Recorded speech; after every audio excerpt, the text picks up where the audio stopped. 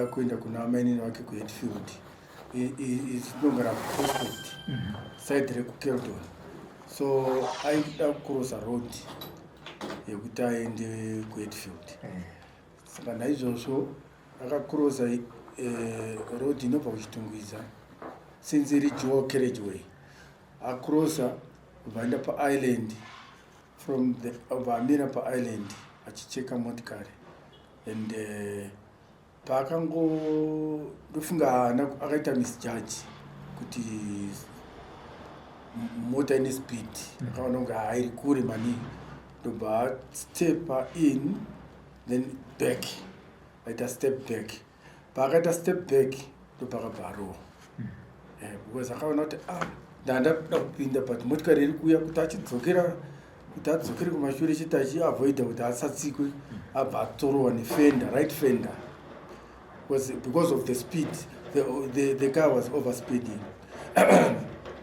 No paakabvarowa kubva anowira about 35 meters away and motikari haina kumira because of the overspeeding, high speed yanga inayo yakatadza kumira.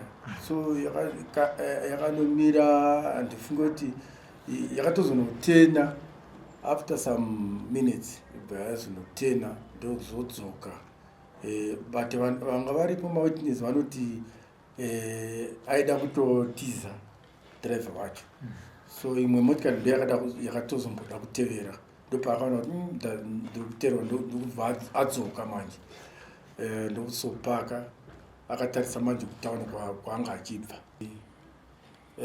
Chokwadi achikurirwe nenhema, chokwadi achikurirwe nenhema. Munhu ungawande hako sei kuti handina kuita chinhu chakafanana nerufu, nekuuraya munhu kana kuti nekutsika munhu. Munhu iye wakatsika uya haukwanisi kumunzvenga manje kana afa. Munhu waunenge wauraya anotomuka chete, anodangana nemunhu akamuuraya, haanangane nemunhu asina. Saka ipapo kana asiri iye achanangana nemunhu wake, nekuti munhu uyu, mwana uyu idzinza rangu, achamuka. Kumuka anotopfuka chete, anotopfuka chete ogorwisana nemunhu akadii akamuuraya. Ndinoba kudzosera kumashure pya musi wakatsikwa mwana zviri kunzi carriage akanga asingatauri. Mumwe munhu akanga ainaye mumota ndiye aipa statement kumapurisa. Makambosangana nenyaya iyo?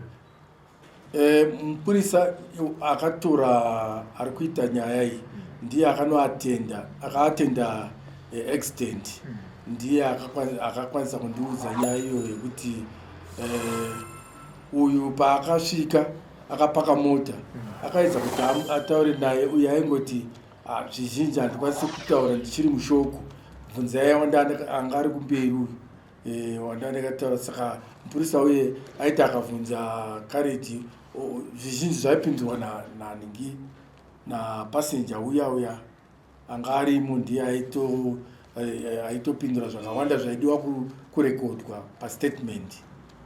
Saka ndomatauriro akaitiwo mupurisa akaatenda nhingi accident yacho.